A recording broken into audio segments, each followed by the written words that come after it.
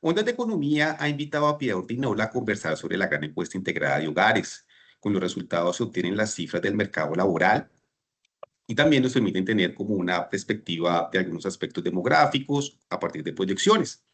Eh, Ella nos va a contar hoy sobre una controversia que se presentó con la Universidad de Antioquia, principalmente con unos datos que se hacen de registros administrativos, donde se demostraba que ha aumentado la informalidad y mientras que lo que la encuesta integrada de hogares decía, pues que venía disminuyendo. Eso fue algo que se presentó en meses anteriores. Piedad, bienvenida nuevamente a Ondas del Meta. Buenos días, Oscar. Muchas gracias por tenerme en este espacio. Bueno, es la primera vez que se presenta una controversia con las estadísticas del DANE. En este caso, pues fue con la gran encuesta integrada de hogares frente a unos registros administrativos. ¿Se ha presentado con otros estudios o es la primera vez? No, mira, esto es una controversia que ha sucedido desde hace mucho tiempo atrás. Incluso, pues es importante recordarle a todas las personas que están escuchando esta entrevista que nosotros producimos el RELAP, que es el Registro de Relaciones Laborales desde 2019 con productos para año 2020 o vigencia 2020. O sea, esto viene de mucho tiempo atrás. Quienes son expertos en mercado laboral, pues venían pidiendo un producto como este, como nuestro RELAP. Como te digo, desde hace mucho tiempo, 2017, 2018, pues finalmente nosotros lo producimos desde el 2019, como te decía. Entonces, pues esto no es la primera vez que sucede, incluso pues lo vimos en la administración pasada, que pues fue cuando se lanzó ese producto del RELAP, que se dio esa misma situación, se dio esta misma, pues la gente no entiende muy bien por qué hay esa diferencia entre estos dos productos, y lo primero es aclarar que son dos productos completamente distintos.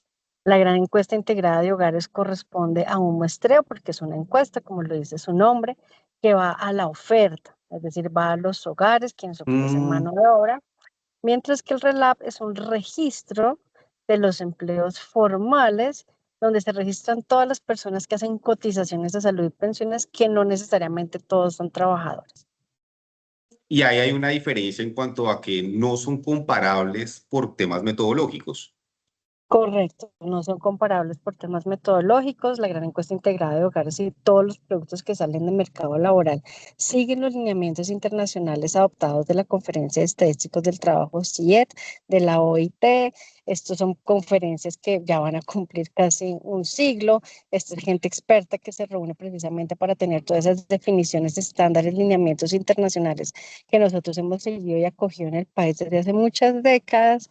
Y por eso es muy distinto tener ese registro de las empresas donde tenemos quienes están cotizando a salud y pensiones, que una vez más no necesariamente son personas que están trabajando.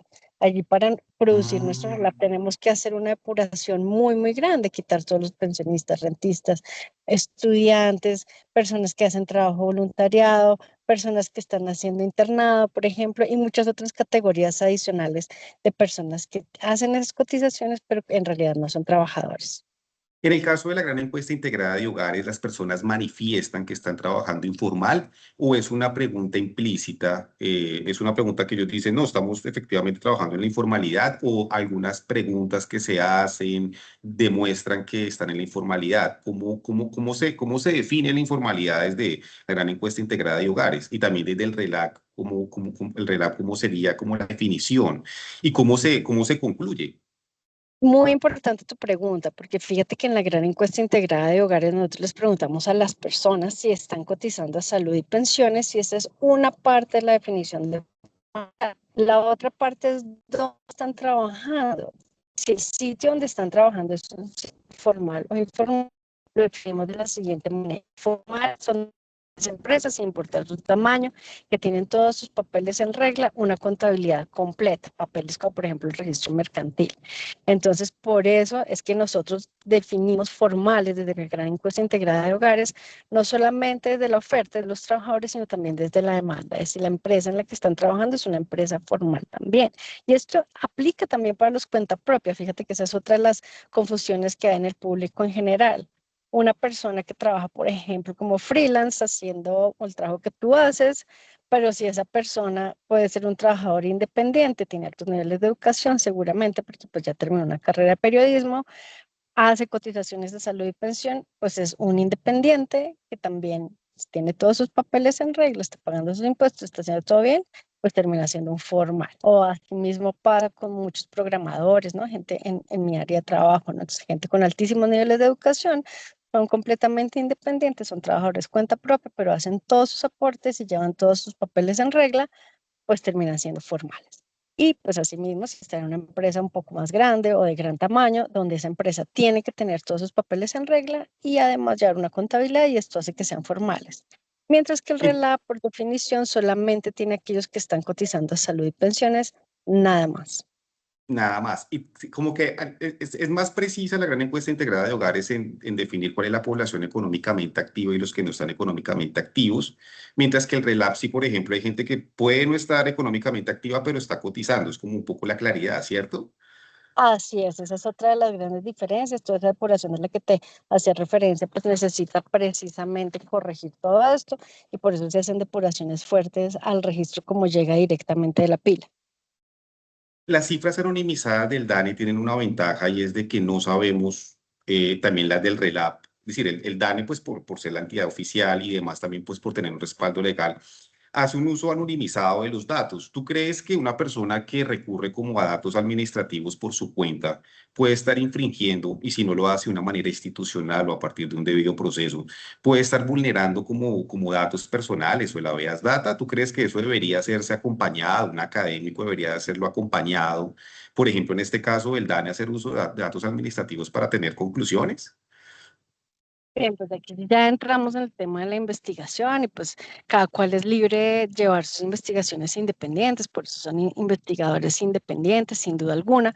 Yo me imagino que para poder acceder a los datos que accedieron, pues irían seguramente a los que están de libre acceso y que pues ellos ya tienen una información anonimizada, pero pues en realidad no desconozco cómo accedieron a esa información, pero pues uno supone que es de esa manera o que firmaron de alguna manera pues un convenio con el ministerio para acceder a esos datos de la manera en la que pudieron acceder a esos datos. Otra cosa que sí te puedo decir y que sí es muy importante es que en el DANE estamos avanzando hacia la producción generada en registros administrativos. Uno de los tantos registros es esta pila, pero nosotros tenemos la potestad por la ley 2335 de inoponabilidad, es decir, pedirle la información a cualquier entidad pública o privada y esa entidad tiene que dárnosla para que nosotros podamos utilizarla en un producto estadístico como nuestro RELAP, por ejemplo.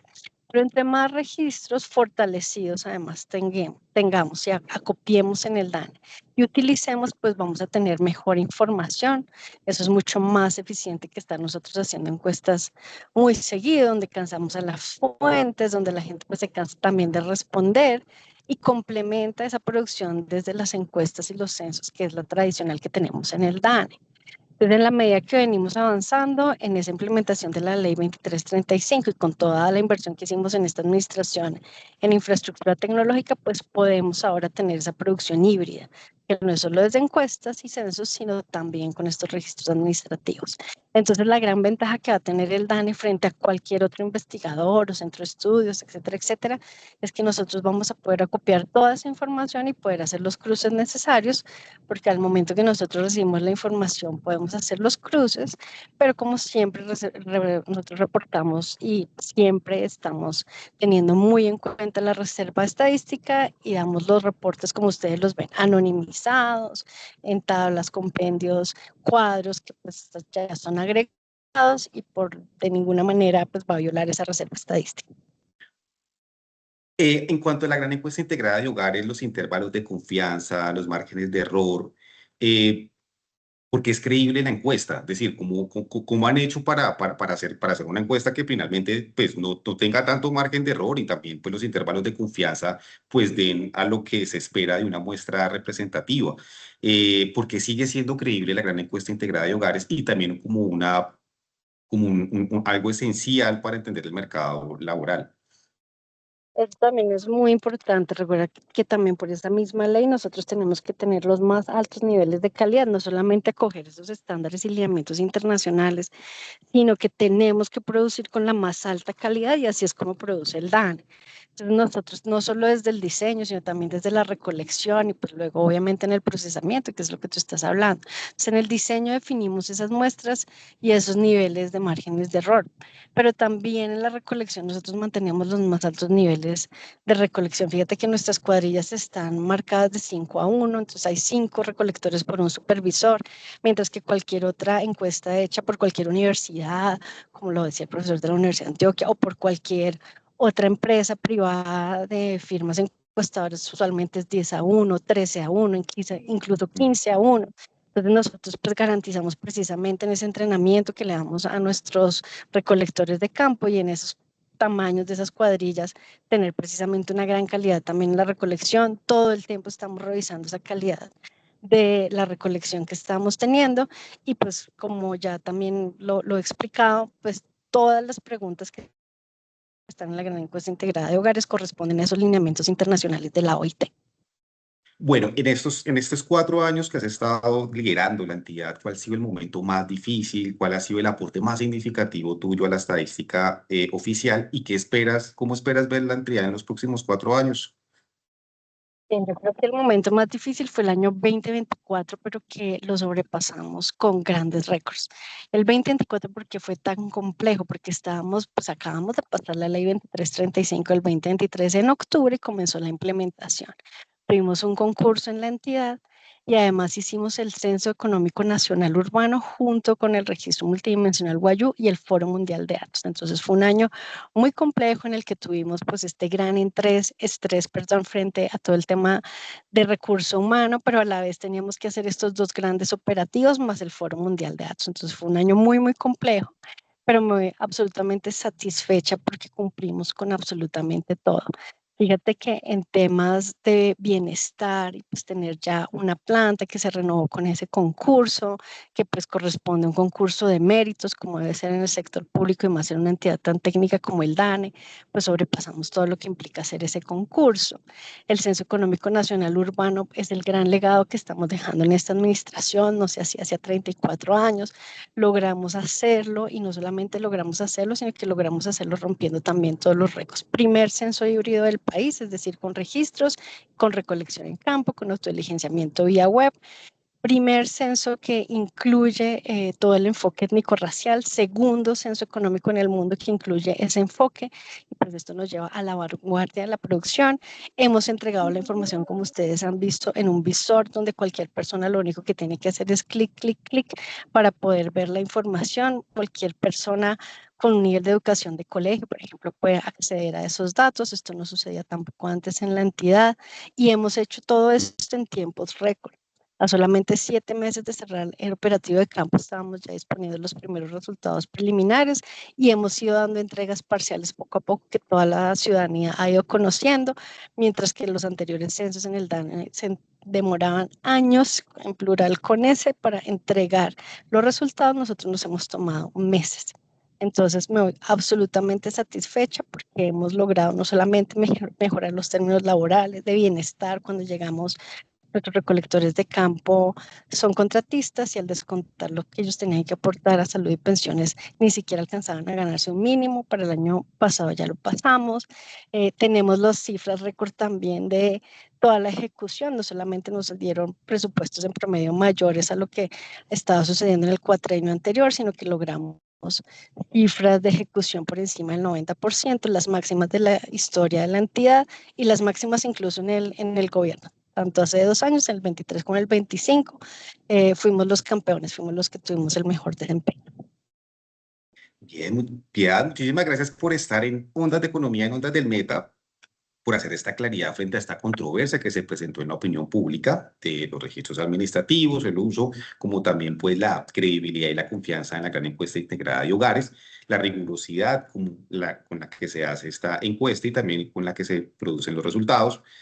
Agradecemos mucho tu espacio, tu disponibilidad y por supuesto por también informar a los llaneros de cómo está el mercado laboral acá, de cómo están los precios y las diferentes estadísticas que hace el DANE correspondientes tanto al municipio como al departamento y a la región. Agradecemos mucho tu disposición, esta iniciativa que ha tenido Ondas del Meta de centrarnos en los temas de la economía. Agradecemos mucho la disponibilidad de la entidad y agradecemos mucho también tu legado. Gracias No, por estar. Oscar, muchísimas gracias y pues espero que sigan siempre atentos a todos los productos que está sacando el DANE. Tú me preguntas también al principio de de la entrevista sobre el futuro del DANE. Yo creo que es muy importante que se siga cumpliendo la ley 2335, donde el DANE tiene que estar produciendo la información de la mejor calidad, siguiendo los lineamientos, estándares, normas internacionales con completa independencia técnica, como lo hicimos en esta administración, y seguir avanzando precisamente en esa forma de producción moderna, que es la híbrida, de combinando nuestros censos, encuestas con los registros administrativos. Bueno, muchísimas gracias y un excelente día. A ti, muchas gracias. Hasta luego. Hasta luego.